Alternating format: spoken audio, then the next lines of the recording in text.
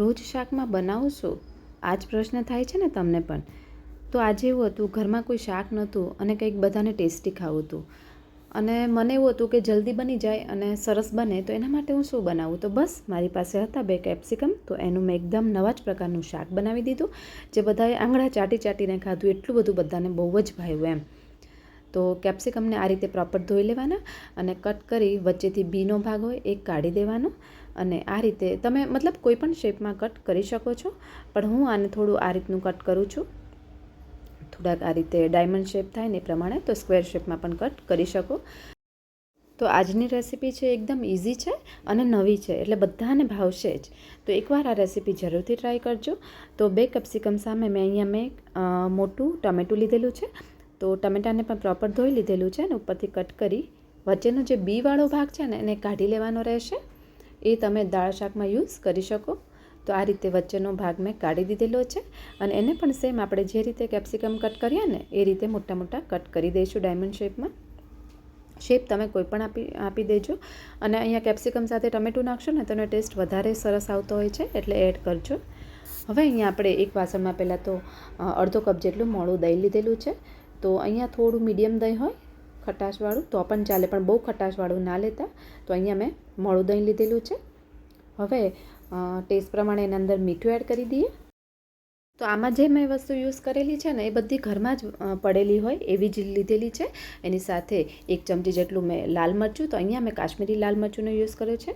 તમે તીખાશ તમારા ટેસ્ટ પ્રમાણે નાખી શકો. સાથે 1 ચમચી જેટલું ધાણા જીરું અને અડધી ચમચી હળદર નાખી છે. અને અહીંયા નાની અડધી ચમચી જેટલો મેં ગરમ મસાલો પણ એડ કર્યો છે. એ નાખશો તો ટેસ્ટ વધારે સરસ આવતો હોય છે. અને સાથે અહીંયા 1 ચમચી જેટલી કસૂરી મેથીને આ રીતે હાથેથી ક્રશ કરીને લીધેલી છે. અને આ બધી વસ્તુને પ્રોપર મિક્સ કરી દેવાનું. તો આનો તમને જે પનીર ટીકાનો ટેસ્ટ હોય ને એવો તમને લાગશે. એકદમ મસ્ત એમ ટેસ્ટી બને ને એવું શાક. અને આને તમે આમનમ પણ ખાઈ શકશો અને રોટલી ભાખરી પરોઠા સાથે પણ ખાઈ શકાય છે.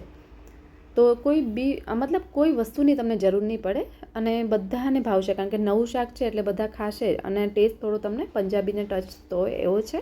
તો આ રીતે પ્રોપર મિક્સ થઈ જાય એટલે કેપ્સિકમ ને ટમેટા એડ કરી દીધા છે.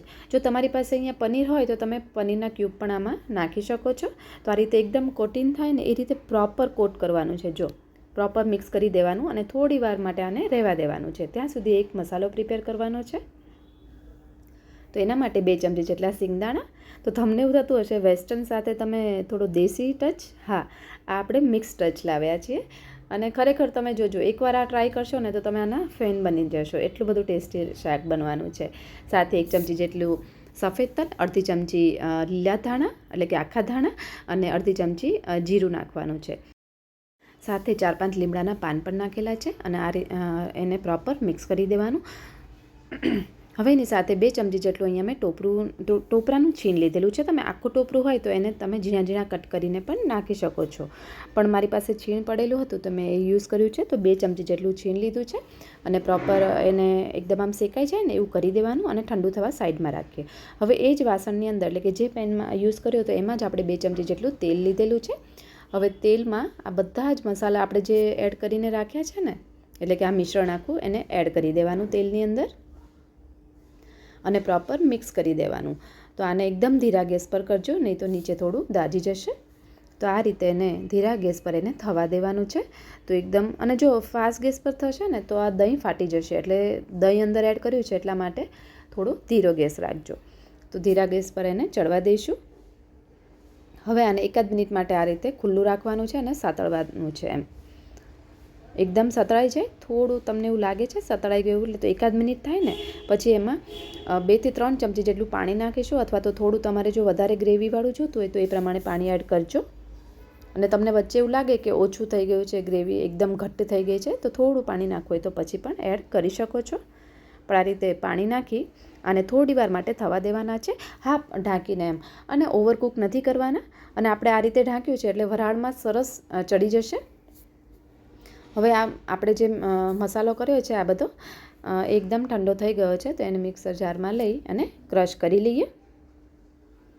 તો આ પાવડર બનાવીને તમે સ્ટોર પણ કરી શકો છો, કોઈ પણ શાકમાં એડ કરી શકો છો. બહુ જ ટેસ્ટી લાગશે આ, જો આ રીતનું બનશે. તો આને તમે ફ્રીજમાં સ્ટોર કરી શકો છો. હવે તમે જોઈ શકો છો કે તેલ પણ સરસ છૂટું પડી ગયું છે. અને હજી થોડી વાર માટે આને થવા દઈએ, અને વધારે આપણે નહીં ચડવા દઈએ. તો બસ આ રીતે પ્રોપર મિક્સ કરી આ જે મસાલો આપણે મતલબ આ પાવડર રેડી કરેલો છે એને એડ કરી દઈએ અને પ્રોપર મિક્સ કરી દઈએ ફરીવાર. હવે પ્રોપર મિક્સ થઈ જાય એટલે એને ઢાંકી અને ફરી થવા દેવાનું છે 2 થી 3 મિનિટ માટે, કારણ કે આપણે બહુ ચડાવવાની જરૂર નહીં પડે. તેલ છૂટું પડે અને ચડવાની એકદમ સરસ સુગંધ આવવા મળે ને શાકની, એ ટાઈમે તમારે ગેસની ફ્લેમ ઓફ કરી દેવાની અને વધારે નહીં ચડવા દેતા.